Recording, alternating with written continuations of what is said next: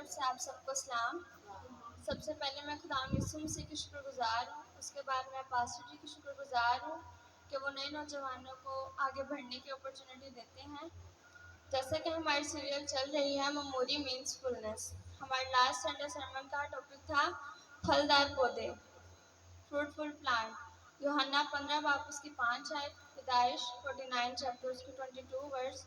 یوسف ایک پھلدار پودا ہے، ایسا پھلدار پودا جو پانی کے چشموں کے پاس لگا ہوا ہو اور اس کی شاخیں دیوار پر پھیل گئی ہوں۔ ہم نے خداوند کے زندہ پاک کلام میں پڑھا ہے کہ پھلدار پودے بنو۔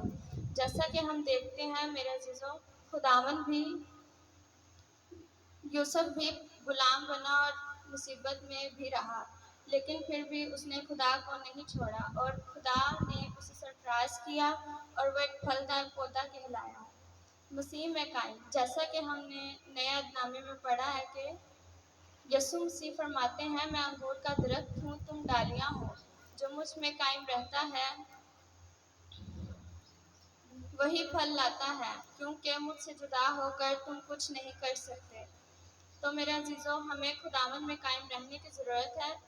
ہم نے خداوند کے زندہ پاک کلام میں پڑھا ہے کہ تم مجھ میں قائم رہو اور میں تم میں۔ خداوند فرماتے ہیں کہ اگر تم مجھ میں قائم نہ رہو تو تم پھل نہیں لا سکتے۔ اسی طرح ہمیں خداوند کی محبت میں قائم رہنے کی ضرورت ہے اور بہت سا پھل لانے کی ضرورت ہے۔ خداوند نے ہم سے ایسی محبت رکھی کہ اس نے اپنا اکلوتا بیٹا بخش دیا تاکہ جو کوئی اس پر ایمان لائے ہلاک نہ ہو بلکہ ہمیشہ کی زندگی پائے۔ تو آئیے آج ہمیں ایک پھلدار پودا بننے کی ضرورت ہے، ہمیں اس پر ایمان لانے کی ضرورت ہے۔ میرے عزیزوں، خداوند فرماتے ہیں کہ تم ایک دوسرے سے محبت رکھو اور ہمیں اسی طرح ایک دوسرے سے محبت رکھنی ہے اور بہت سا پھل لانا ہے۔ ہم نے نہیں بلکہ خداوند نے ہمیں چن لیا ہے اور ہمیں مقرر کیا کہ ہم پھل لائیں اور اس کی محبت میں قائم رہیں۔